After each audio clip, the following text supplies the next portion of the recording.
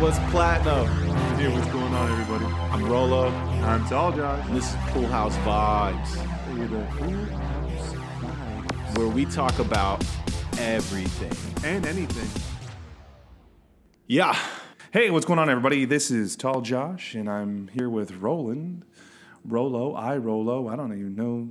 He's got so many different names. He's like a mysterious character. Spoken from somebody named Tall Josh. Right? I think you Tall Josh? Is it Josh Shelton? Yeah, is I don't it know, Joshua? I think it's because y'all gave it to me, and then you guys created Tall John, so it was just like, I don't even go by Tall Josh when I'm hanging out with you. I'm Tall John, so I don't even know which one I am right now. That was a complete accident, too. Yeah. It was like, playing video games. Hey, Tall John. Was it when we were what was playing his name games? again?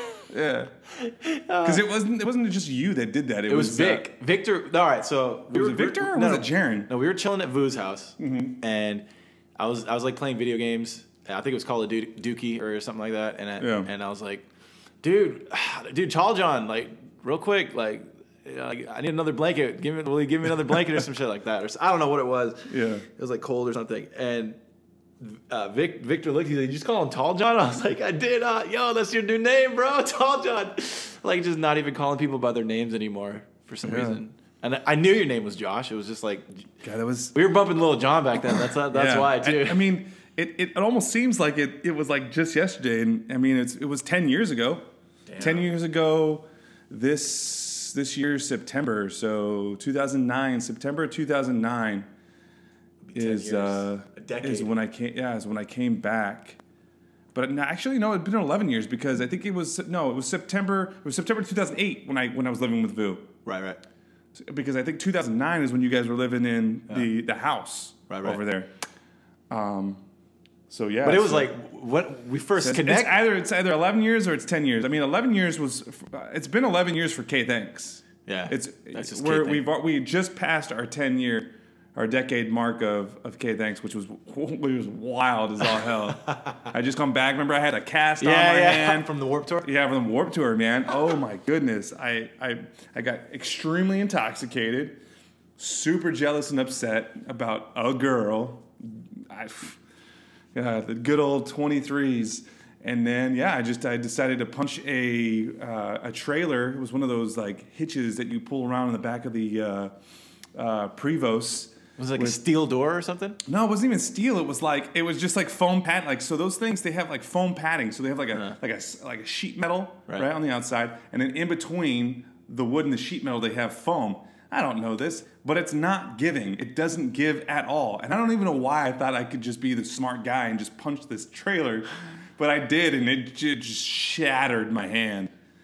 And it was the most excruciating pain. Like, I was drunk, and my adrenaline was going so bad because I hit it. So my adrenaline was, like, taking a lot of the pain. But once that adrenaline wore off, it was the worst. Like, I couldn't even sleep. That's how bad it was. Like, I, like, tried to fall asleep, and I just, like, I'd, like, roll on it maybe, and it was just so painful because I gave myself a boxer's fracture on my pinky, whatever you want to call this, medulla oblongata. It's the brain, but yeah, man, it was the worst. It was the worst feeling that I've ever heard or felt.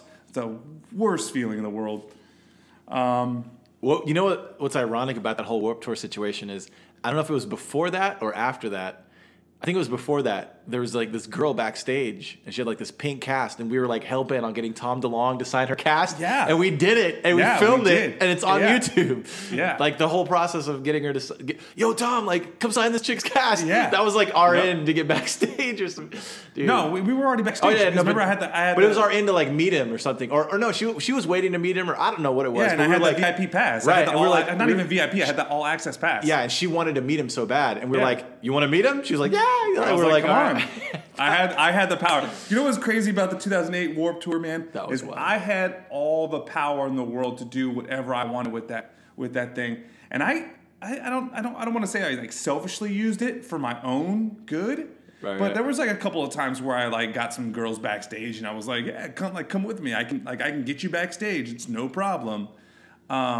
But yeah, like I ran into you in Ventura, right? Or Pomona. Was it Pomona? Yeah, Pomona one. Yeah, it was Pomona. And it was really odd because I don't even think I told anybody that I was going. I had just broken up with my girlfriend at the time. I didn't even break up with my girlfriend. She broke up with you. Man, was I a sleazeball back then.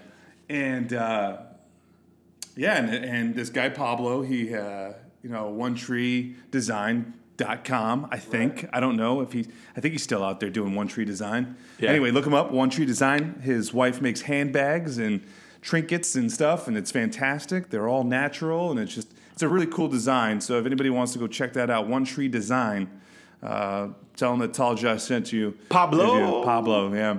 And he hit me up on MySpace. Wow, we're really dating this story right here. Shouts out Tom. Yeah, right. And shouts out Kevin for the Warped Tour.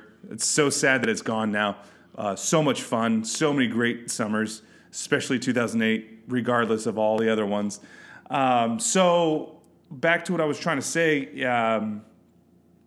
So he hits me up and he says, I'm looking for help. I'll give you $100 a day, and all you got to do is help me sell. I was like, I'm living on my couch in this apartment, like needing to go somewhere, needing something, like a life path. Right. Like you need to do something for the summer. This is it's like a shot of like lightning. Like boom. Don't get me started on life paths. And he was like, "You're the first one to get back to me. It's yours." Boom. And I literally packed up all my things in my car, drove it to his house, packed a suitcase.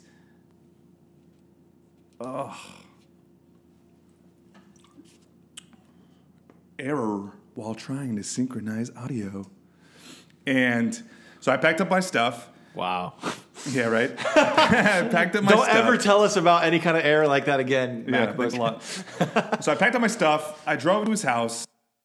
I left his wife my keys. I grabbed my suitcase. We got in his van, drove it to Pomona. I think it was the first spot.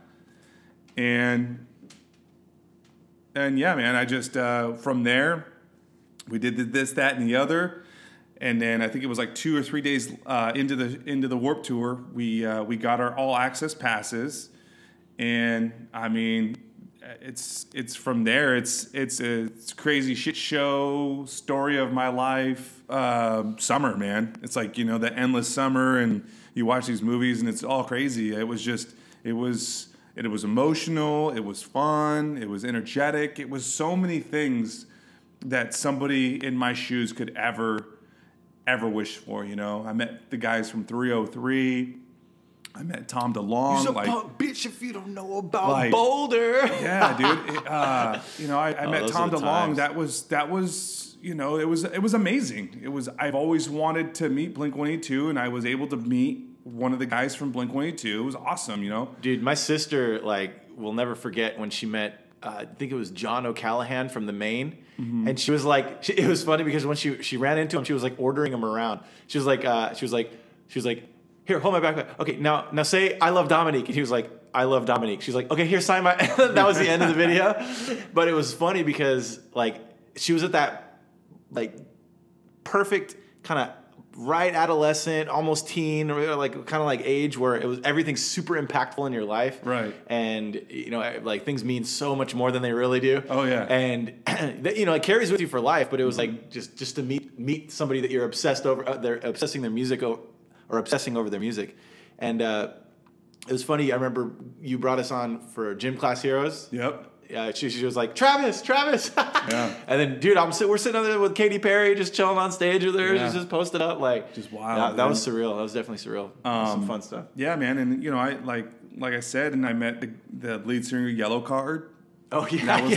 That was their last shows before they had their hiatus, and God, there were just so many other people, and it was it was a great experience.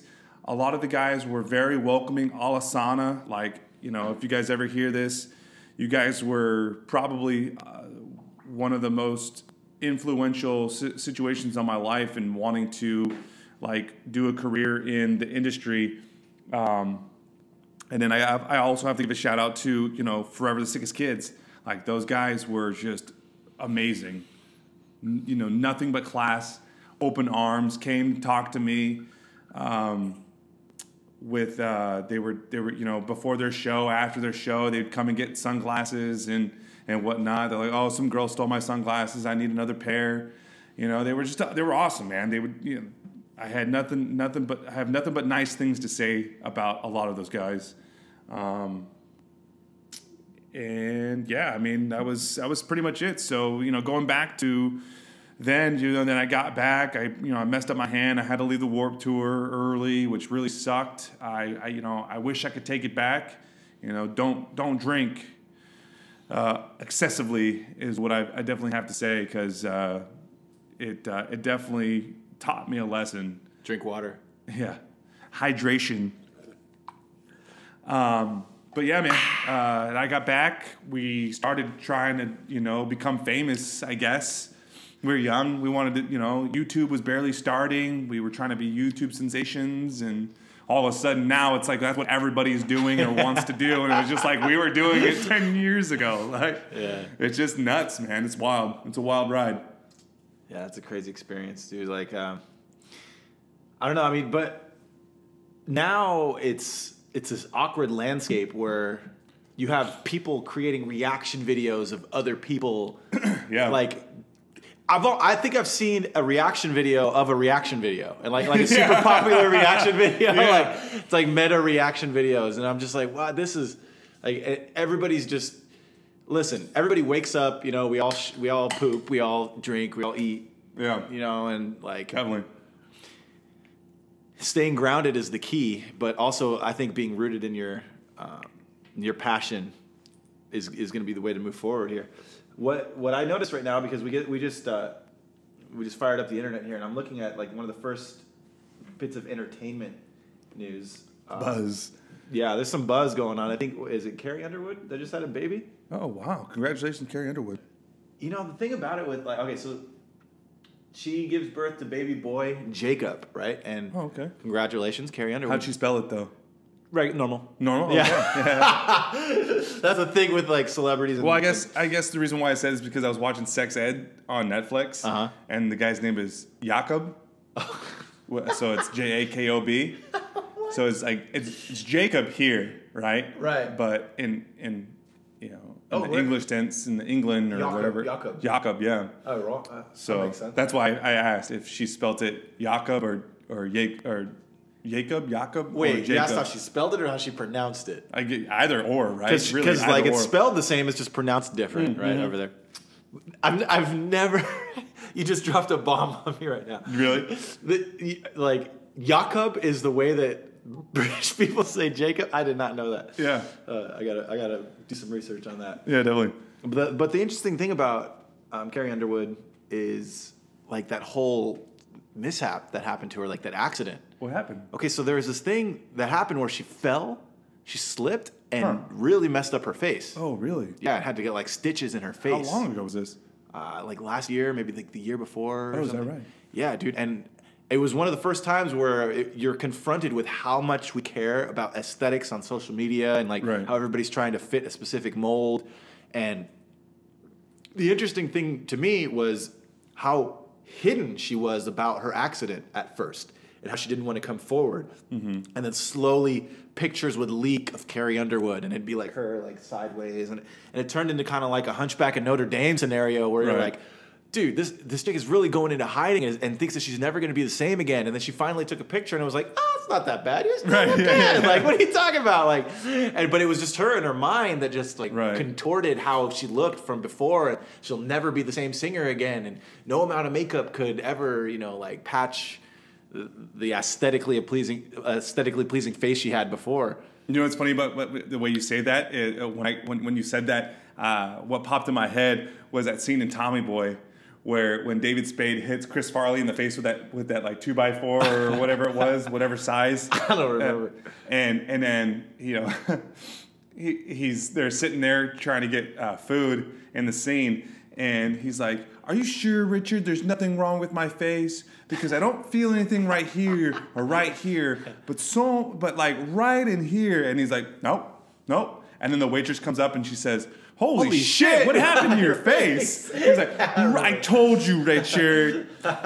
Yeah, so that's what I had like when you're telling me about Carrie Underwood, and then she's like, "Oh," you're like, it's not that bad." Yeah, and that's what it reminded me of. It reminded me of that movie where it was just like, that's funny. It's somebody's trying to play it off as not that bad, and it's horrible. Yeah, like good God, Carrie Underwood, cover your face. Oh Jesus, we need a bag over that single. But hey, man, like we all fall down, and we all have to pick ourselves up, right? Yeah, I mean, it's true.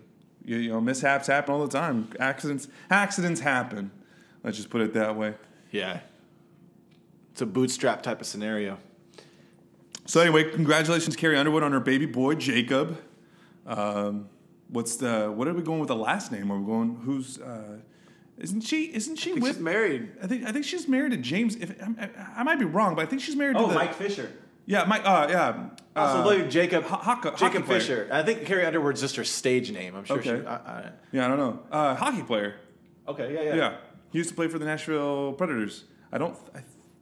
He played. No, he played for a Canadian team, and now he plays for the Predators. Congratulations, Jacob. Your dad was a Predator. Wow, what a crazy pun right there. Oh. And so yesterday I read that there's a comedian that passed away. What was his name? Bennett? Something like that? Oh wow, no, I didn't. I'd never heard of this guy. He's like 32 years old. And he's well known. Well, that makes sense. That's probably why for the comedian. Oh, Kevin Bennett. Barnett. Yeah. Oh, Barnett. I'm sorry, Bennett, not Bennett. Barnett. And yeah, I don't know. I guess he passed away in Mexico. So when you said that yesterday, we were recording, right? And that's right. And you said, "Holy shit, Kevin Garnett died," and I was like, "What the fuck? Like that's crazy. Like basketball player." Yeah. I mean, not to laugh or anything, and like Yeah. No. Yeah. Condolences go out to Kevin Barnett's family, but I definitely did not know that was Kevin Barnett. I thought that was Kevin Garnett. So yeah, we're just getting news of this unfortunate passing as time goes by. It's sad to get struck down so early. At 32. That's like right when you're at the ready to be like the prime of your career. Definitely. You still got energy. You've got. It's like a point where stamina to deal with social life and public and daily life matches experience. And you kind of get this stride right around like our 30s. You kind of get this like, oh, okay, there's not really that much stuff that I'm not able to deal with. And I got enough experience where I know a lot of what I don't want, and I know a lot of what I really want. Right. And just to see somebody just get extracted from the planet at that age. Yeah, and then what happened to that rapper that you love and that you admired and had such like deep respect for. I didn't really know too much about him. You did, and then I told you, and because you didn't know yet, because I literally just happened to see it when it happened, and then I told you, and you like, hey, you didn't go to a dark place, but you were very deeply emotionally sad about it, and I was distraught, man. I cried so hard, man. Long live Ja. Yeah, it was a tough moment, dude, because he was so bright. So young, knew so much. It was like as if there was this little kid doing a lot of the work that I came here to do, like in the entertainment realm, like wake up people. I mean, he's over here on stage saying, everyone's a genius, everyone's a star. And I'm like, I remember thinking like, if my music ever popped off to a point where I had a platform strong enough and wide enough and big enough to speak with a lot of people, which ultimately is the goal, right? Yeah. I would drop those pearls of wisdom, like we all get the life we deserve, karma's a real thing, like we all get a death deserving of us too, I would inject pearls of wisdom into people. I just knew what I would do if I was on that platform and I was on that stage. Right. And he did it. He literally did it. He affected so many minds, and he was that next generation that came after us. He was their Tupac, and it just hurt me so hard to see how he had just changed his life around. And I know that's the whole cliche, he was going positive, and Right, yeah, because he had some issues. Yeah, there were some allegations. I don't agree with any of domestic violence issues or something like that, right? And I don't agree with any of those I mean, I wasn't there, man. I don't know. I'm fully aware of the fact that there is a list of, there's a whole host of occurrences that go on surrounding someone's life that leads them up to that point. And right. Yes, you have to take responsibility for every aspect of what you decide to do because free will is ultimately our gift. But there are some circumstances that will make you more predisposed to aggression and that a broken home, lack of resources, all those types of different things can equate to that person. So I don't rule any of that out. That does not condone those types of actions. Right. But at the same time, the amount of good and the impact that he had was vastly outrated his dark side, shadow side. But man, that hurt really hard. We lost a good one right there. Yeah. And that's the whole thing, though. That it's kind of sketchy when I say lost. We lost because obviously his legacy is going to live on forever, right? He's immortalized. Mm-hmm. But where do we really go? Who knows that this is just like a little school and we go somewhere better? It's just fucking way. It's amazing over there in that other place. And you don't ever want to go back here. So who knows? Yeah, and I'm not religious. I'm more of like a spirit, like earth kind of guy when I think about stuff like that. But yeah, so I don't know. My dad, he passed away, and it was really tough, man, because I was only 19 years old when he passed away, and I didn't really get to know him. I was living with my mom and my stepdad for a long time, and he was in the Air Force, and I only got to see him so much. And then when I did, it was a great time. And then then I get to that age where you can do whatever you want. You can stay up till 3 o'clock in the morning. You can eat ice cream when you're sick. You take care of, you're at the age where you want to take care of yourself. And, I wanted to, get to know him. I got to know him when I was a kid and learn and stuff like that. But, I was free, I was able to do, to go hang out with him for longer than, the appointed time or the time at which, I had to come back because of school or whatever, what have you. And then he passed away, and I was kind of lost. And I still kind of am at 34. I'm still kind of lost, and I'm still trying to find myself and whatnot. So, that's where I'm at right now in my life. I got a kid, I've got a wife, dealing with some issues.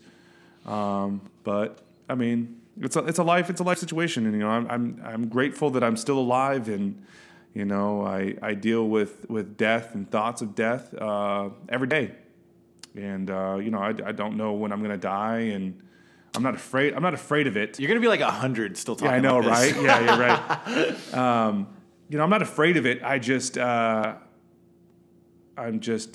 trying to do everything that I can befI'm I die, and I don't know what that is. So it's like almost like every day I'm like, do I have enough time to do everything that I want? Like I'm like, my mind is conflicting. Like I'm sitting here and I'm doing this recording and this podcast, I guess you would call it, with you, because I've been wanting to do it for a very long time. Right.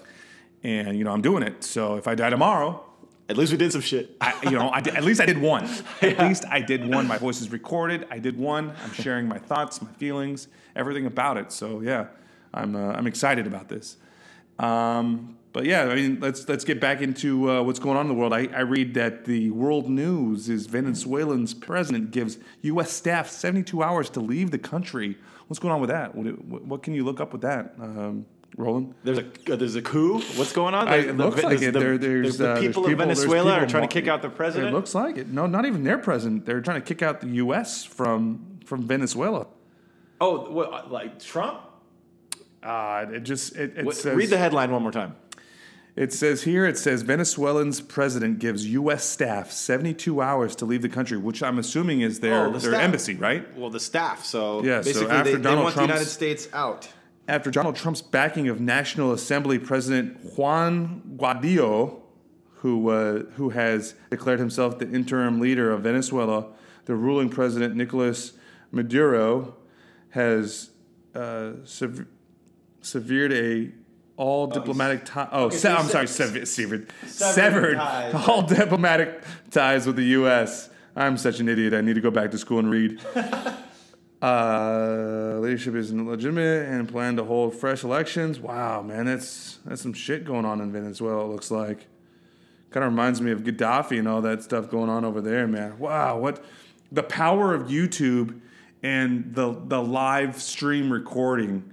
I don't know if you remember that when they found Gaddafi and they just kept like stabbing him and like pushing him and like carrying him around. That was horrible. Like a dog, basically. I mean, it was crazy. For me, bro. the way I see it, not everything is as it seems, and I'm aware of some of the things that Gaddafi was doing. That there are a lot of people in certain positions of power that would have wanted to prevent him from doing so. Which, I mean, certain little things, even kind of like a universal basic income, or giving people land or that kind of thing, where there's certain people in power. And the thing about Venezuela is interesting too, because right now I think just being in the cryptocurrency space, they've been in the news a lot for kind of because their money kind of means nothing in a way right now, and it hasn't been for a while, and the true impact that has on a populace is so intense, and it forces them to look for other means like crypto. Like crypto is a saving grace in a way where you're able to have something that is retaining its value more so than your own national currency. Yeah. And you're able to like shop online still and do things that you need to do, and that. So I could see why the current political structure right now in the United States, I could see why there's a country that wants to kind of not have the United States involved in their situation. The thing about it for me is I'm not there. I don't know. So it's very difficult for me to speak on anything relative to that. No, I got you. I think the last truly political situation that I was directly involved in, I'm trying to think of when it was. It was the I think it was when they were protesting like Wall Street. You guys, do you remember that? Yeah. When Oh yeah, like Occupy. Yeah, the Occupy movement. Yeah, Occupy. Where the fuck did that go? And so what was crazy is there's like three guys and one girl just still like tented out. Yeah, I have a story about that. So we went to. When you were in LA, Abby and I went there. I wanted to see firsthand. I was like, oh crap, dude, this is our chance. We're gonna be rebels now. We're gonna freaking take over the system from the inside. Right. I need my Guy Fawkes mask. I gotta go do this, dude. And I'm like, let's go. I have no kids at the time. We were just like, dude, that's crazy. Let's go. So we just went out to LA. No kids. And I'm recording, dude. Los Angeles was locked down. There were cops on like downtown Los Angeles. There were cops lined up on the street, just staring like with their gear, riot gear, like, and I was ready to go. I was looking, and there were dogs, and they're roaming the streets, sniffing people's pockets with dogs, looking for a reason and an excuse to arrest because weed wasn't legal at the time, and it was just, oh my gosh, I was like, it was a shell shock, and I just ran into all kinds of people from the street, people like executives that were on the street, like just angry about everything. I was like, dude, this is a real situation. Like there's a fire down the street, like a building was on fire, and then you get there and you're like, this isn't what I thought it was. But at the same time, I had this overwhelming feeling of certainty that if shit were to go down right now, we all would be okay. Yeah. Because people kind of banded together, and there was a mutual respect. The people were waving the signs. Right. They weren't hitting the police. The police weren't hitting those people. Like, if anything were to actually go down, I feel like if it were to go down in LA, it'd be like the worst massacre of all time because worse than the Rodney King situation. Because the boiling level would be so high for people, and the retaliation from the military and the law enforcement would be so high. The military as well. would never get into it like that. I mean, law enforcement, hardcore like that. Militarized law enforcement. It would be like so high. It would have to get crazy. Like it would have to get crazy worse than the Rodney King situation for the military to come, because the military did come in, and they also have a reference point. Like if it gets beyond this, then we know, So I mean, and to avoid Venezuela from doing that, and if it's just like, yo, U.S., get out of here, it's like, all right, I don't even know what's going on right there, but it is what it is. So I just read this here, and it's only 6 hours in. It looks like Jon Jones in the metabolite controversy has strung again Apparently, his test results were negative the night of the fight, but now it's being brought up again, and it's odd, man, because I never thought that this day would come. I thought, once they said that he was clean after the fight, that he would be good, and it sucks, man. It really sucks that Jon Jones is got this thing going, and I don't know if it's because he did steroids a long time ago and that shit's still in the system and it's still gonna pop up no matter what. Dude, the guy is such an incredible fighter. He doesn't need any of that shit. He does not. I don't, like I said, I don't know if it was from the cocaine that he ingested from a long time ago that had steroids because of like dirty, and maybe he did do drugs. Maybe he did do steroids, at a young age, and it's in his body and it's in his system, and it just won't go away. I don't know what goes on with steroids and and this and that, but it's unfortunate, man, because I would really like to see him fight Cormier without any controversy, once and for all. You know what I'm saying? Like one clean, good fight, tests, everybody come back positive.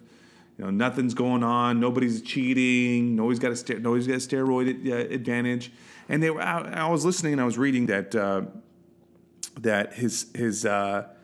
the trace amounts they don't even give him an edge. They don't give him an advantage over another person. So it's even if he did steroids a while back, the amount of steroid that's in his system wouldn't even give him an ounce of an advantage over his opponent. Like he's just that good or isn't that good, depending on how the outcome comes, that it has nothing to do with it. Right. So it's going to be interesting to see what happens with this. I agree. That's also getting into like the semantics of it. The interesting thing for me is who's the one saying that it's positive or it's negative, and do they have any kind of agenda to push forward a specific narrative against Jones, or because there's a lot of that kind of stuff going on, and I don't really know. Like there may be some guy in a lab that's like, I fucking hate Jon Jones. Right.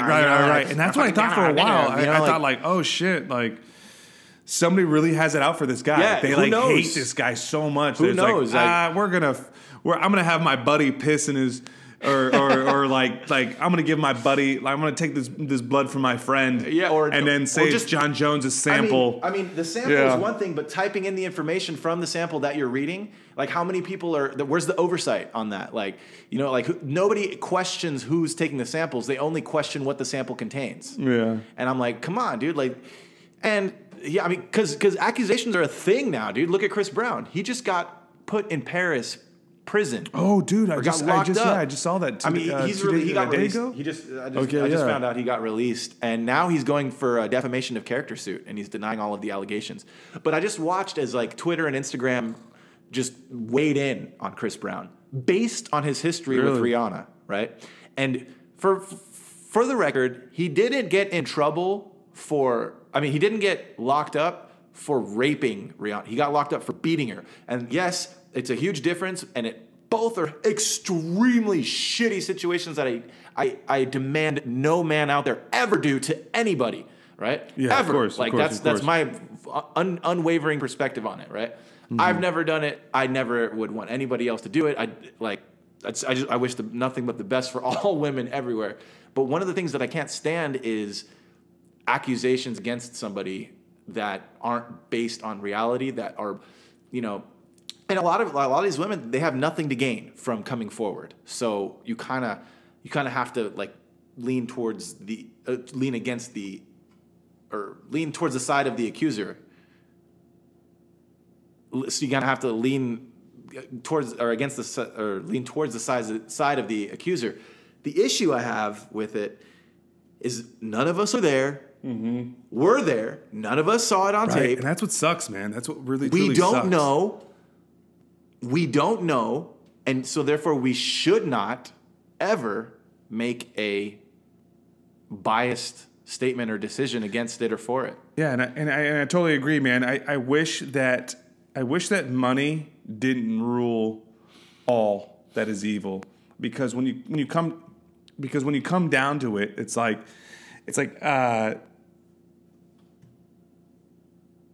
you're supposed to use the court system as like that's supposed to be the end all determination of true, false, his word, her word, and then the truth. Like I wish that the money wasn't a factor in all that. Like the court system is supposed to be the true and fair situation of it all. Like sadly, that's corrupted too by money. It is money or like a race issue, especially like how like O.J. Simpson. Everybody was because it was a black and white thing and this, that, and the other, and maybe he did get away with murder. All right. So with OJ, that's the whole thing I say about being honest with yourself. Okay, right? Were you there? Like I that's one of the tests I ask people. I say, so did O.J. Simpson do it or not? And usually somebody weighs on one side or the other. Right. And then the only truth there is a truth, but the one truth is that you don't know because you weren't there. Right, exactly. So that's the only truth that you have access to. Exactly. But, I mean, you have to think of it objectively. And, okay, so, yeah, there may have been motive. You know what I mean? Like, of course. You know what I'm saying? Like, dude is poking his wife, like, they're, like... May or may not have been poking his wife because may or may not because we weren't there either. Yeah, exactly. She left her fucking sunglasses and he was returning them. Right, whatever. We don't know, yeah. But regardless, man, like, if that ever happened with me, bro, like, of course I'd be upset. But at the same time, like your parents always tell you, man, there's plenty of fish in the sea. Yeah, there's nothing worth taking somebody's life over. No, not at all, man. There is one thing, an eye for an eye. If somebody killed your kid, dude, that would be a tough task for you. That's a Liam Neeson movie waiting to happen. Oh, of course. It's a Liam Neeson certain story. Set of skills, my friend. Exactly. Of course. Because us dudes, we have that in us where it's like, yo, you killed my kid, well, I'm gonna kill you. If you just watch somebody just murder your kid in cold blood, there's nothing. Yeah. I see what you're saying. But what I'm saying though is there is nothing in the world that is worth that person killing your kid. Exactly. And that's the whole point is there's nothing worth just arbitrarily taking a life. Because you can ultimately have another child. And it would really suck and it would really be painful and you would have to go through some shit and you would have to like talk to people about your problems, this, that, and the other. But at the end of the day, life goes on, man. Like after we're dead, life is going to continue on. Yeah. Regardless. Anyway, so let's go back to this Jon Jones thing. So I'm reading a little bit, and it's just going back. It's going back to the stuff that we already know about with the picograms and the M3 metabolite of oral Chernobyl that's in his system. It's just in his system, man. I don't think that it's ever going to not be in his system. I don't know that it's ever going to escape his body.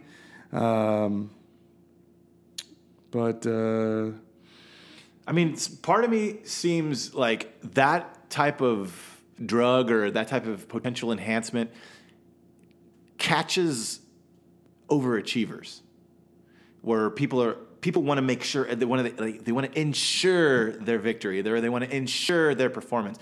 But you got to kind of think about it in terms of the arena that you're fighting in. Mm-hmm. Like that they're going to be testing for that. So what the fuck has gotten into you? Well, is it that you don't actually want to fight? That's another thing is that they do this thing that I've provided heard.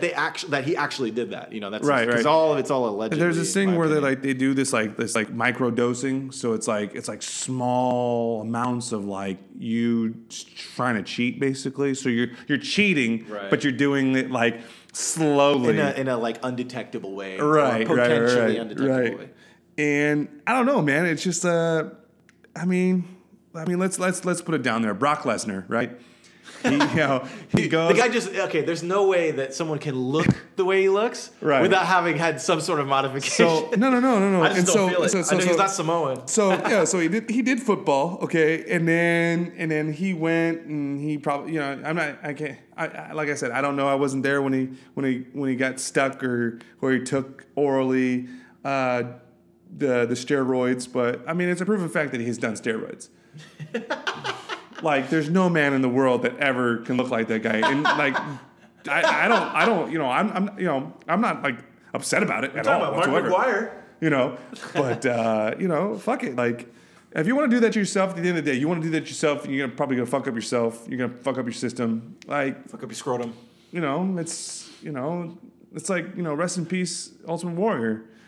He admitted that he did steroids. That's how we first met, dude. Yeah. How long ago was that? It was like 2003, 2004? 4 or 5? 4 or 5? I 5 turned 21 in 2005, so... We were like 19. You think so? Yeah. So I was like 19, 20. Shit. Damn. It's fucking 15 years ago. I know it's been a long journey. It's been a wild ride. So we were at that party. We were at a house party. Yeah. And out of nowhere it was like, oh, you like WWF? Oh, who's your favorite wrestler? And simultaneously, Ultimate Warrior. Yeah. It's just his energy. His energy that he brought. It was like if I could escape my history of my childhood, I escaped with the Ultimate Warrior. Yeah. His running out, his energy, his everything. Yeah. He transcended the mundane. Yeah, I literally I transformed myself into Ultimate Warrior, and I was in the zone. And you go back onto YouTube and you watch these videos of his interviews, and he's not making any sense. Look, this spaceship with the rocket fuel with me and all the warriors, we'll mount over. I was like, yes, dude, this guy. And you're watching this, and you're just like, I don't have any idea what the fuck he's saying, but you know what?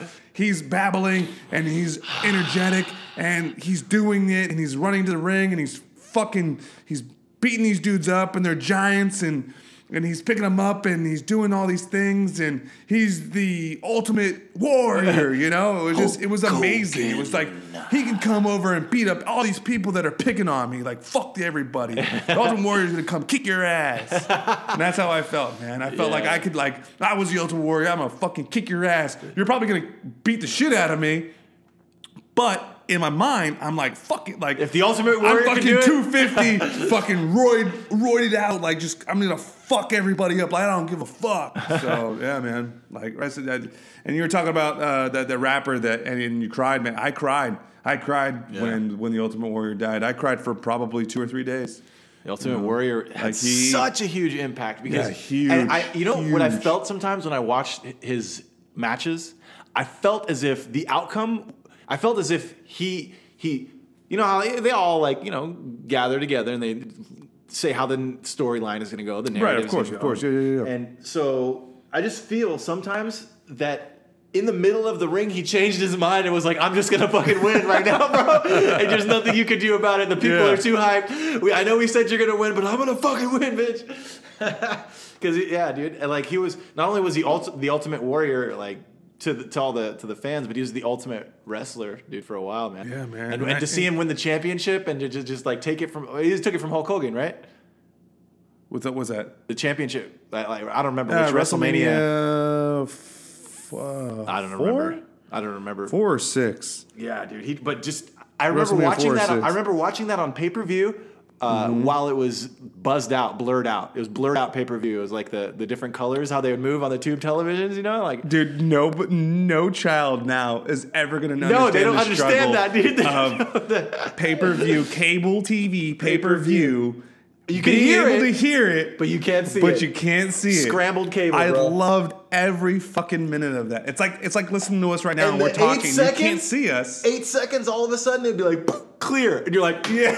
Oh, shit. You're standing up, you're like, no way, they're giving it to us? Yeah. It's like somebody knew. They knew. They were just like, yo, I'm going to press this button real quick just for fun, bro. Yeah, turn it off, bro. The producers in the back. Yeah. I'm saying, that's so funny. Oh, dude, now that you think about how we would think about the situation, I'd be like, fuck, dude, I don't get paid enough for this shit. Fucking press this button. Yeah, WrestleMania 6. Yeah, I was right. WrestleMania 6. Yep. Yeah. Ultimate Warrior, Intercontinental Champion. Yeah. And then you got Hulk Hogan, the World Wrestling Federation Champion. Oh, I'm sorry, WWE now. But let's be fucking realistic here, ladies and gentlemen. Hulk Hogan. The wrestling of today is trash.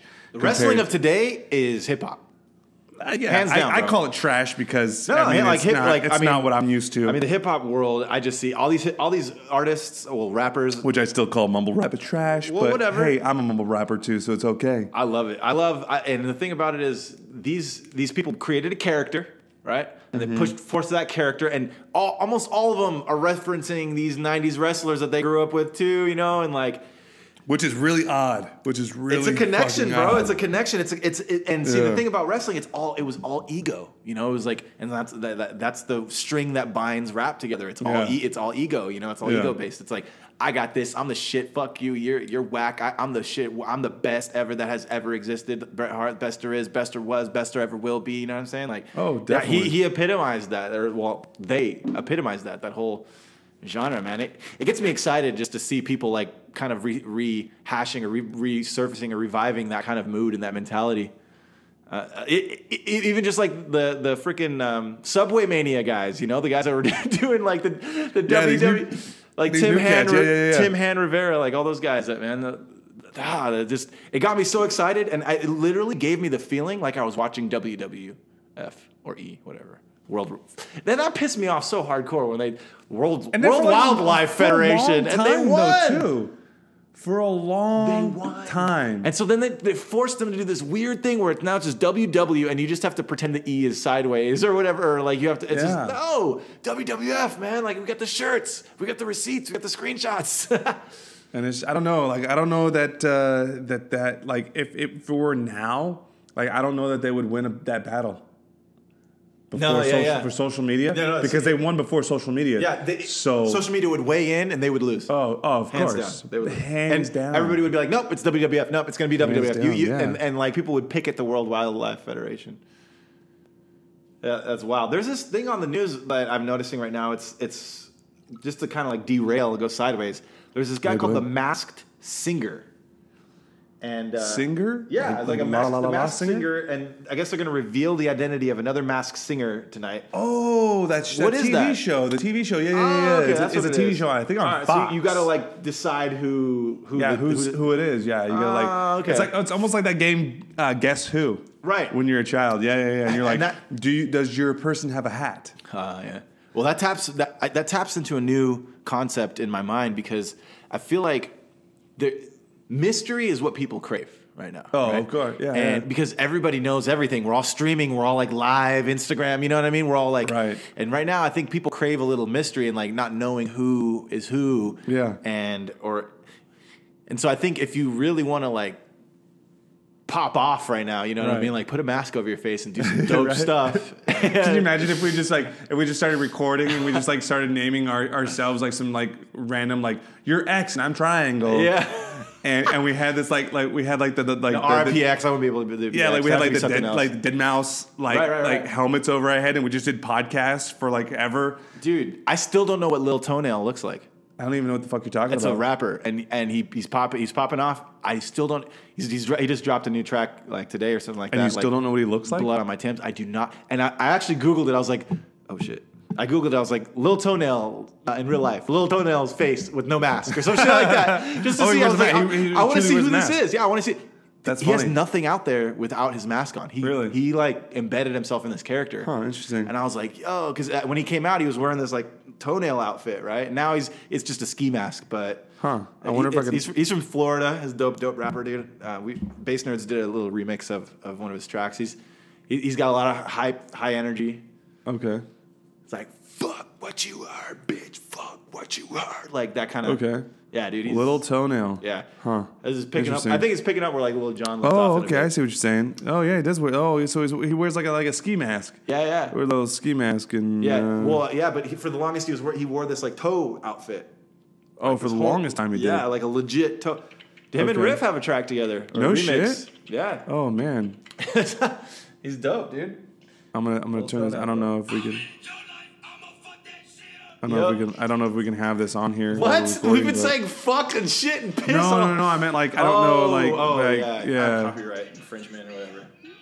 Play like a little clip of it. Okay, yeah. He's got a gun. Wow. He's got some butts. Girls kissing each other. He's got a gun. He's got dude, some butts. like. So I want to like edit film and stuff like that, and I love people that direct, and it's just like this dude. How do you come up and you're just like, hey man, I want to direct this video where everybody's got a bunch of guns and like probably live ammunition, but we've got like these girls and they're like half naked and then we got all this gold and money and drugs. Josh, to keep it OG 100% real with you on that. Oh wow, this guy's huge. It's a collaborative effort. Like being on those types of sets. Oh, okay. Like there are ideas tossing out, flanging around all over the place. There's it'd be so dangerous with all these guns, though, bro. Like that's what I'm thinking. Like they're all props. They're all props. I don't know, man. These things, no. You have to say they're props. Otherwise, a lot of these guns look real. I'm sorry. A lot of these guns look real. Whether they're real or not, they're props. All right. Okay, but they could not be though. At the same time. No, I'm going to tell you they're props. I'm just so glad that when I go in the defense of all rappers everywhere. No, but I'm glad that when I record with you, that there's no guns involved. Even though we have a track called "We Got Guns," but it was like a Weird Al thing that we did back in the day. Yeah. It's just, this is extreme. I don't know. Yeah, no. I don't know. See, this next generation that came after us is wild. A lot darker. You know what that reminds me of? That reminds me of that guy from Florida. Maybe this isn't even. Maybe Lil Toenail is that guy with a tattoo, the AK-47. What was that guy's name? Stitches. Maybe that's Stitches. Maybe that's Stitches. But I have my money when I kind of collect. Yeah, maybe that Stitches his alter ego. No, Dad. And he had to cover his face. It's the same energy, the same vibe. They're from the same area. Right. And the same area. Oh shit! Lil Toenail's actually. Did I just blow up Lil Toenail's identity? It's Stitches. Stitches is Little Toenail. I know too much about the game to acknowledge that. It's not Stitches. Stitches is dope too, though, man. He came out in Chris Brown's defense earlier. That was funny. What he said. Stitches did? Yeah. He was like, yo, I'm gonna tell you something right now. There's no fucking way some bitch out there. He's like, I'm totally misquoting him, but he's like, there's no fucking way. Chris Brown can go in a room and do a show, and after the show, have 100 ladies and go, you come with me, you come home. Like, there's no way he needs to rape anybody. Right. Like Chris Brown's like, it's crazy. So it was good. I thought that was cool. Yeah, this generation, this situation going down, this Me Too movement, all this stuff, man. Like, it was no joke back when I was, hanging out with the ladies when in my 20s, man. I didn't hook up with anybody that was heavily intoxicated. Yeah, like we had some drinks. Right. We had some drinks, and I was like, would you like to do this? Yo, dude, that was your game. Would you like to do this? I was polite. I was a gentleman about it. Would you like to do? I just didn't want to end up. I just didn't want to end up like what all these people are doing. All these people in Hollywood, and some of the people though, they have track records. They have lots of women coming forward. They have it's a thing. Yeah, definitely. Yeah, man, it's crazy, man. It's wild. Dude, and at a young age, I didn't want that to happen to me. I never wanted it to be misconstrued as rape or anything more than what it was. It was just, two people sharing a moment in time. No, you did the right thing with one another, and I never wanted to be one of those guys that is now. Your dad teach you about respect, or your mom teach you about respecting women? No, it's a lot of it has to do with I heard it from my mom, and then I heard it from my dad, a little bit. But my stepdad was always like, you need to respect women. You never hit a woman. You never, if she says no is no. And I took that. Definitely. I took that and ran with it. But yeah, I just. I don't know. Ever since my first, sexual situation with my first partner, I've always, made sure that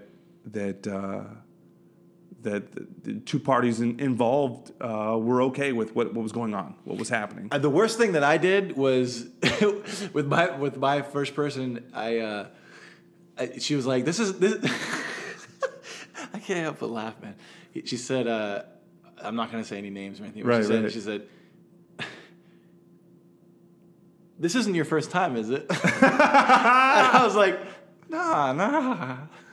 Oh, all nervous. Dude, that shit was my first time. Like, yes. So somebody out there has Roland's golden ticket, and they have no idea. And to this day. to this day. Yeah, and you know, maybe if this person ever hears this recording, they'll be like, "That was me. That was me. I have his golden ticket." Yeah, man, that was wild, bro. Yo, so did you hear about this this bikini hiker? She freezes to death after falling from a mountain in Taiwan. Yeah, you told me about that yesterday. I was like, there's no fucking way that she's up in the mountain freaking with a fucking bikini, bro. And then like you're like, no, she was wearing a bikini. Like that's the photo that came out, or is that just who she is? Yeah, that's just one of her like captions. After falling from a mountain in Taiwan, Gigi Wu died of hypothermia after she fell down a ravine. What happened? Oh no, that's I can see it. I mean, that's enough information. Holy cow! Yeah. But apparently she did this a lot, and I guess she called. I don't know. It's like I've got like misleading headlines about it, but she was an Instagrammer. See, the thing about that kind of stuff is I have mixed feelings about that. Anytime somebody's doing what they love and they died, there's part of me that's like, how poetic. Right. Yeah, because I'm a proponent of like you can't destroy energy; it just changes forms. No one ever really dies, and that's that's like a cold side of me. You know what I mean? She died doing something she loves, so yeah, man, it's gnarly. I don't know, man. She had a satellite phone. She like called a friend or called some friends and was like, I fell and. Yeah, by fans used a satellite phone on her Saturday to tell her friends she had fallen down a ravine in Taiwan National Park and badly injured herself. Man, it's just crazy. Like, how could you, like if I fell down a mountain, I called you, bro, and it was my last words, bro. Like, that's like literally what happened to her in the freezing cold. Wait, she fell down and called? Yeah. She had a satellite phone and called, it says. Yeah. It's wild, man. Wait a minute. Okay, I need more details on that. That's what I'm saying. Look it up. Yeah, look it up. The connection is a little slow. Okay. As she's falling, she's calling? No. Like she fell. Right. Oh, and it hurt her and killed herself. Or hurt herself really bad. Right. And then she died. Like she probably had her backpack on or something. Oh, or like that's she like crawled to her backpack. I almost guarantee you they're going to make some sort. That's going to be a film, bro. Right? Like the 127 hours with that guy that was in Utah. And he sat there for had to cut 127 hours until he severed his fucking arm off and you know, crawled out of the Utah National Park, whatever that was. James Franco did a good job. I don't even know what the fuck that. Oh, dude! I remember watching that film by myself. I went to the theater and I was like, I took a day or whatever it was. I don't even remember what I was doing. I was like, I'm just gonna go watch a movie by myself in the theaters, and I went and saw that film, and it was incredible. I almost felt like I almost felt like I was a part of that. Like I was a part of the situation in which his character, James Franco's character, was, you know, in there, and I just, it was crazy, man. It's like, I don't even know how you cut your own arm off with a Swiss Army knife-esque type of tool. Like, that's just crazy, bro. Dude, how do you?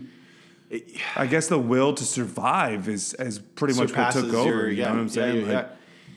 The will to survive, exactly. You hit the nail on the head. Yeah. No pun intended. And really just, I mean, like I said earlier, doing what you love and dying while doing what you love, there's just some beauty to that. Yeah. That I don't know. It resonates with me as like, oh well, okay, it could be worse. It could have been worse. Right. Even though it's probably ridiculously tragic and insanely painful, and she fell to an excruciating death.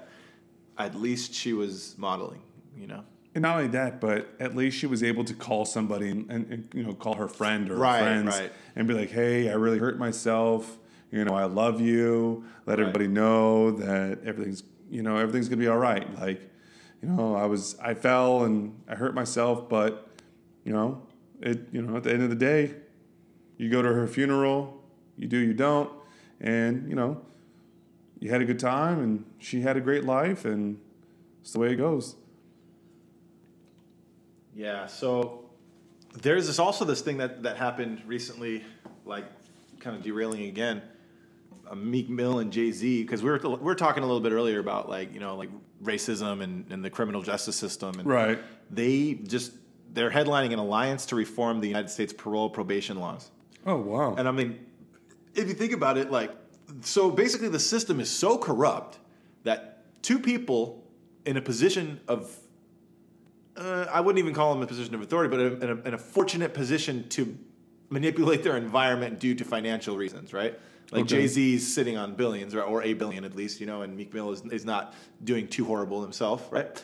And so he just went through the whole criminal justice system. He just went, on news channels talking about everything that he went through and how a portion of the population is marginalized just because of their. It was funny. I went on a radio show recently, not too long ago, and one of the hosts was talking about, he'd hit me immediately.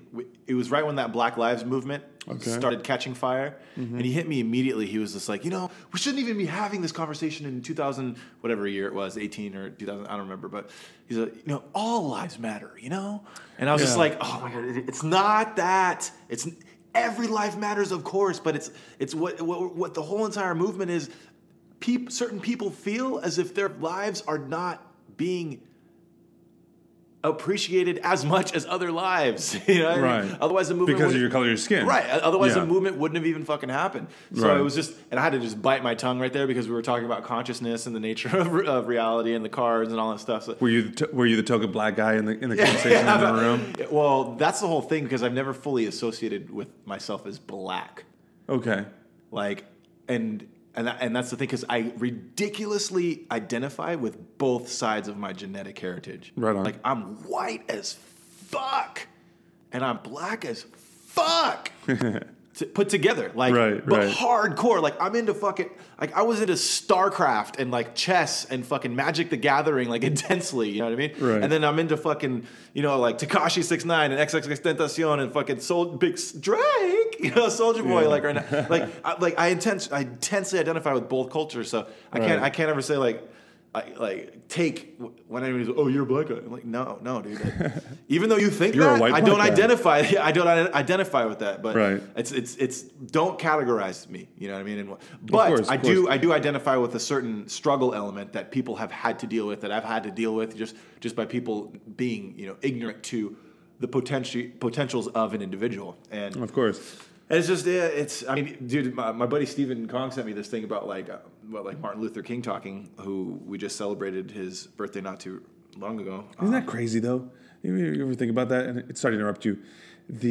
We celebrate birthdays of certain individuals that have lived. Right. And imagine if we celebrated the birthday of every famous person in the world. We wouldn't be fucking working. Yeah.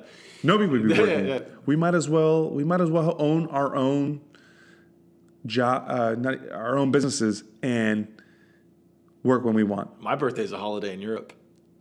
The whole thing shuts down. Like, I was in Italy this last summer. I couldn't even go to the grocery store. It was shut down everywhere. It was like the biggest. Like, it's like the day of your birth. Yeah, like August 15th. Yeah, okay. Maria's Ascension. Like. So what do they celebrate over there? What is Maria's Ascension. What is that? What does that It's even like mean? when Jesus' mother went to heaven or something. Really? Yeah, it's crazy, wow, bro. It's like a huge day, and I was like, it's insane. I was surprised because we wanted to do stuff. Abby and I, we were walking around. We were in a little town in Italy, and we were trying to figure out something to do. And dude. People were laughing at us. We're like, "Can we get a cab, or can we?" They're like, "Nothing, bro. It's shut down." Totally. I am not going to drive you anywhere, sir. No, I was sorry. Your family's going to have to walk. Like, so we don't have food. We just wait till tomorrow. So that's all we got to say. But no, they're combining together to do some much needed reform. But the part about it that annoys me is that it takes money in order for the system to listen to reform ideas. And it takes you have to form a coalition of lawyers and people that actually want change in order to impact the system. Right. You have to literally push it, and the only way to push it is with money. That's kind of the only way to do it. And it's like, come on, there's got to be something else. And like you were talking about with the holiday thing, it's like, okay, this same system is relatively responsible for the deaths of a lot of these people that were going against the system, like Malcolm and Martin Luther, all these people, you know, from back in the day, and they were going against the system, and then like a little bit of time passes, and all of a sudden they realize the impact of those individuals and what they represented, and all of a sudden now it's like we celebrate them, and it's like it's like the audacity of certain systems in place to be like, all right, let's assassinate him. Boom. All right, now let's give him a holiday. Like, it's like, what the fuck? You know, it's crazy that you bring up the assassination thing, and it hasn't happened since what is that, 1964, 1965, when like the actual assassination happened with JFK, and I think they shot Reagan. He actually got shot, but he didn't die. That was like the 80s, but yeah, man, it's just like, I wonder how many attempts on a political person's life there has been, and that's been like hush hush, like nobody's talked about it, and that have gotten thwarted, right? And then like Obama or the Bush twice, Clinton twice, or was that once? That's like how many times has the nuclear button almost been pressed and just didn't get that far? We will never know. It's crazy, man. It's I want, like, those are little things that I wonder. Like, I wonder how many times like President Trump has been like almost murdered by somebody, or poisoned by his own staff. Like, this is going too far. We need to take him out. And in fact, I could have sworn that like he has somebody, or there's somebody that tests his food before he eats it. I wouldn't be surprised. I wouldn't be surprised. I saw a reaction one time. I think it was on Instagram. There was like a quick video where I think they overlaid Mexican music over the video itself. Mariachi? Is that mariachi music? Well, it was, whatever. Or just like a Hispanic, like whatever? No, it was like a Mexican song. Like a known Mexican artist was the song that was overlaid on the Instagram video. And, and like it just was really loud. And Trump like grabbed the podium and looked, and like all the Secret Service members came on, and he grabbed at one of the Secret Service members' jackets and was like, "Don't let me go." Really? Yeah, it was funny. But the thing about I saw this meme too. I think it was today, where I forgot what. I think it was somebody from Fox News or something was saying that never in the history of the United States has there ever been such deplorable, insanely harsh words against the president of the United States, or there's never been such I think deplorable sentiment towards the president of the United States. I think that's what it was, right? Okay. And then there was somebody that responded to that and said John F. Kennedy got shot in the face.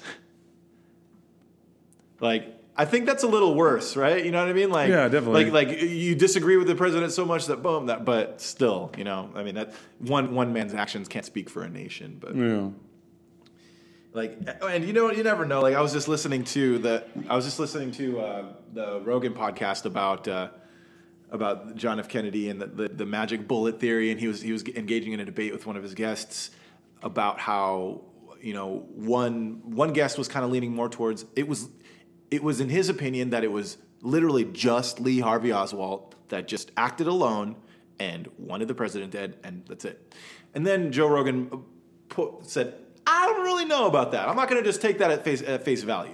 I don't know fully what happened. I wasn't there, Yeah, because it looks like he got shot by multiple angles. Yeah, but like when you watch the video of him. Right. I mean, there's so many different plausible, you know, conspiracies out there. But to just say that the bullet that shot him is the bullet that they actually have, you can't just take that at face value, you know, because he's seen what a bullet does when it hits the flesh. He hunts. So therefore, you know, like taking the bullet out of the animal, a bullet rips apart and does all kinds of stuff when it hits flesh and bone and all this stuff. So, I don't know. There's so many different potentialities. So I was looking on here. Victor Oladipo for the Indiana Pacers went down hard. Are you having a sports moment? Yeah. If you're talking to me, you got to say, Roland, I'm having a sports moment. I'm having a sports moment. Was his ankle? What was this? Oh, God. Looks like he's hurt real bad. They put a towel over it and over him.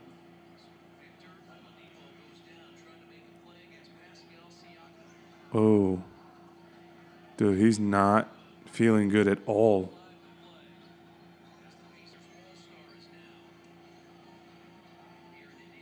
This is interesting. I remember when he got hurt. I don't know, was it a year ago or a few years ago?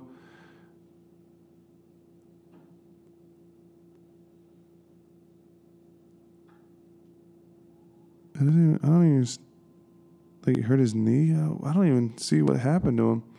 I don't know. He got hurt. He got stretched off the court, and wow, it's gnarly. Likeable dude. I miss the golden age of basketball. I used to be way more into it than I am now. Man, I was before I realized kind of a little stuff.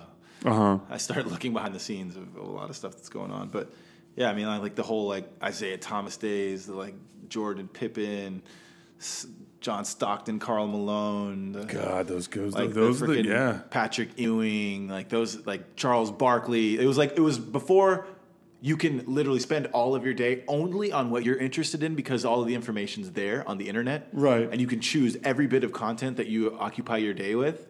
Like before we were able to kind of do that, we were kind of at the mercy at what was entertaining to us. In the newspaper and stuff. Yeah, and so that's when I liked sports and that's when I liked, basketball. But now it's like I occupy my time. It's all up in your face, and then you're just like, I'm just going to turn this off. I don't want anything to But what I do like, I'll be real, what I do love, I love with a passion. What I do love, I was like, you grab my hand there.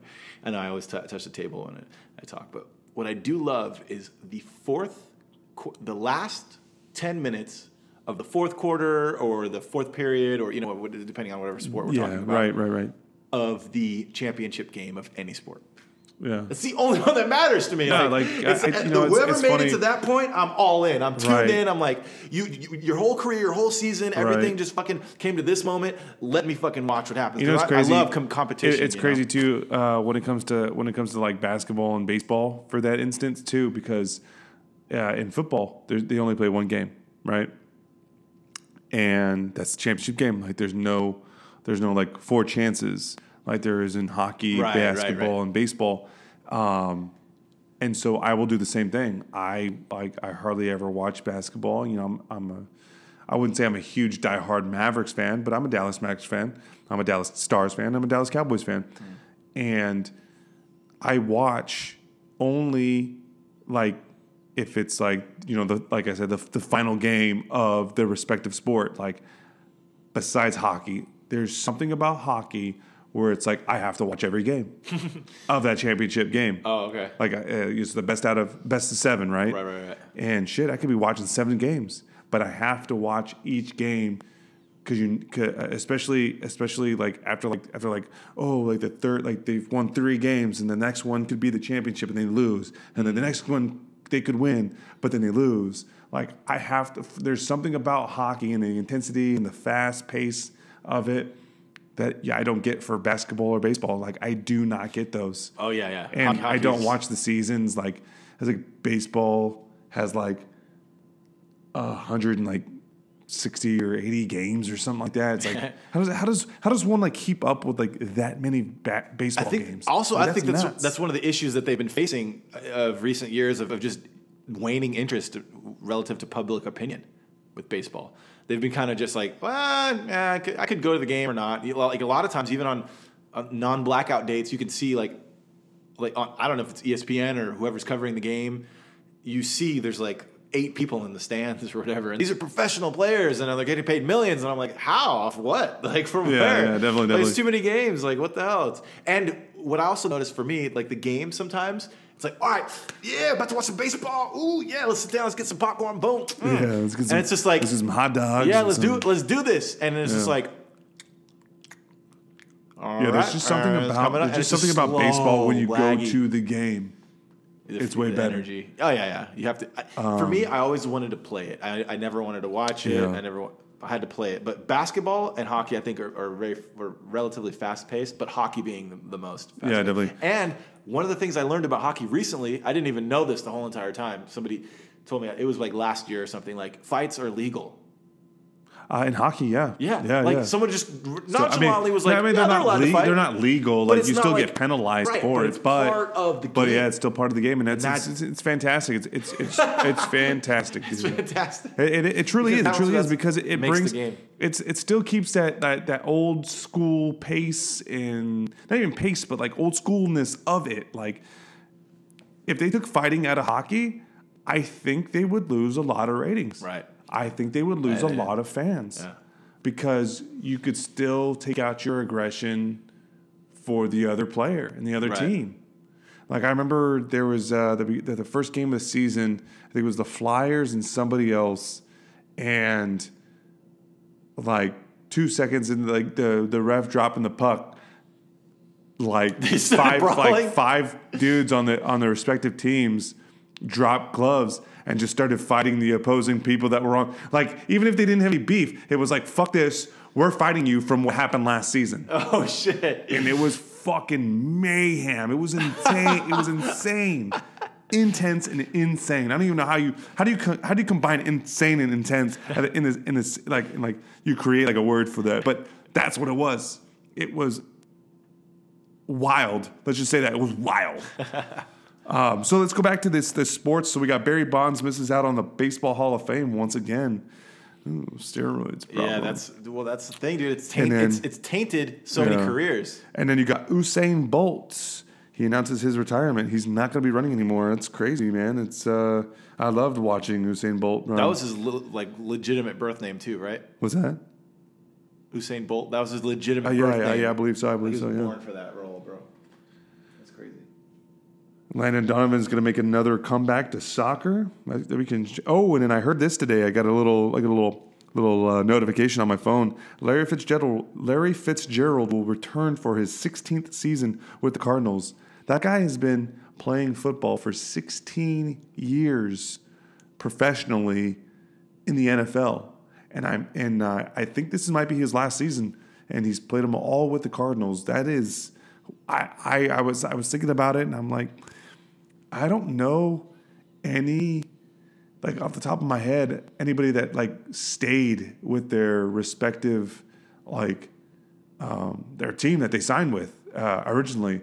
I know that I believe David Robinson. I think that David Robinson, he stayed with Spurs his whole career, or Tim Duncan, one of the two. I think it was Tim Duncan. I think Tim Duncan stayed with the Spurs his whole career. But it's fascinating because not a lot of people do that.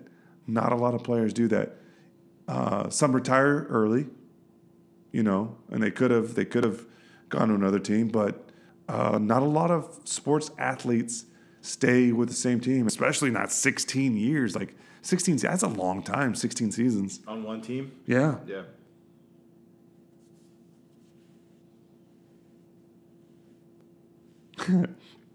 Another one that's funny is it says viewers weren't convinced by Adrian Broner's post-fight interview when he got beat by Pacquiao. No, he was saying, "Did you see?" We saw that fight live. Yeah. Did you see him after the fact? He was like, "Oh, I beat Pacquiao. Yeah, I won. I did this, and he didn't hit me." And it was just like, wait. Did you get hit so hard that you don't remember that he hit you in the face? Well, the thing about it is there was this meme that was saying like, man, Adrian Broner out here making the hood look bad. Yeah. It was like, no, you got too much of a chip on your shoulder, bro. You got to hold Dorito bag. That last line was mine, but whatever. The thing about boxing, dude, is it's so freaking like nonsensical sometimes when it comes down to the point system. Yeah. Right? But there's no denying when someone won. Right. The users or the viewers can see who won. Right. Yeah, if you're at home, like, up 1 point, up 1 point. If you've been watching boxing for a long time, you have the whole entire review tape at your disposal, bro. Yeah. Like, so you can make your own decision, and no fighter is going to be able to convince you that he won when he didn't truly win. Yeah, definitely. I definitely see what you're saying, bro. And that's what I find crazy when we go to the judges' scorecard, and then you hear that, in UFC you hear 30-27, 30-27, 29-28, and you're like, wait. How in the world can two people see the same fight, the same, and one person say, well, I think the other guy won one round. Perspective is everything. That's gnarly to me. Perspective is everything. And then they've got and then UFC, they some places still do the old school scoring, and then some have adapted the new scoring. And I heard just recently in this last weekend, one judge scored it 30-26, saying that one of the fighters, I can't say guys because there was girls fighting on the same card, and I can't remember exactly which one it was, but one of them lost a round, and they only gave them 8 points instead of the 9, 10-9 that they normally do. And I thought that was really odd that one guy, like you said, perspective, that one guy gave. Yeah, dude. And also, like, those judges have some fat pockets, bro. They have some deep pockets, dog. Like, that's a thing, dude. And I'm not gonna look past the potential of a judge being pampered in that way. Dude, that's crazy. There's a Michael Jackson musical that's gonna open up in Chicago. There's a what? Michael Jackson musical. Oh, musical! Wow, really? Well, they had that. They have that Cirque du Soleil, however you pronounce it. They have that Michael Jackson one in Vegas. I've always wanted to check it out. I've heard it's really good. The Beatles one is phenomenal, by the way. Phenomenal. I've seen it twice now. Oh, man. I loved it. You give it rave reviews? Oh, hell yeah. That's wild. It's a fun time. Yeah. Anyway, man, I don't want to take too much more of your time, but we were going to talk about something else too. I forgot. What were we going to talk about before we sign off? What are we going to talk about? I forgot what we were at.